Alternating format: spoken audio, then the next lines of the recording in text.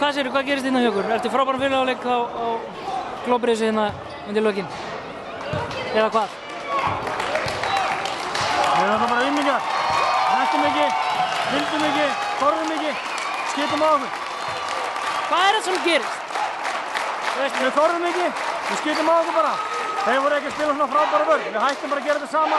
Alveg saman hvað vörn þeir spila. Við gerum þetta bara ekki saman, skitum á okkur.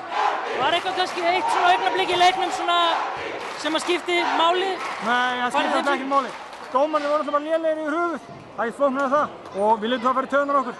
Og þar af leiðandi gátum við ekki neitt og hættum að spila saman og kenndi dómarnir hvað við vorum lélegir. En í raun og veru þetta okkar leikur, hvað við vorum lélegir. Og þeir munu aldrei hjálpa okkur, hafa aldrei gert og munu aldrei gera. Þannig að það gefur okkur að bara bullakkaði þeim. Kostuðu þeir ykkur sigurinn í kvöld? Dómarnir? Að vissu leit út af við heldum að fórum að röfla í þeim og þar af leiðandi fóru út úr okkar leik. En þeir klúðruðu þessu ekki fyrir okkur. En við mistum hausinn og fórum að röfla í þeim. Þannig að það er bara bæði.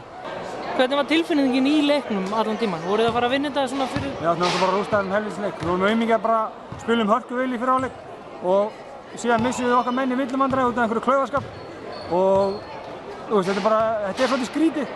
Þegar við erum að reyna að dræfa og við erum með miklu fyrir skotinn í teig, allan í fyrra hálfleik og við fáum 8 víti en Elva fær 10 víti. Þannig að ég veit ekki alveg hvaða regla dómarinn er með. Ef við verðum að vera 1.85 þá fáum við víti en við létum það bara alltaf mikið fara í taugarnar á okkur, þess vegna klúðruðu við þessi sinnalið.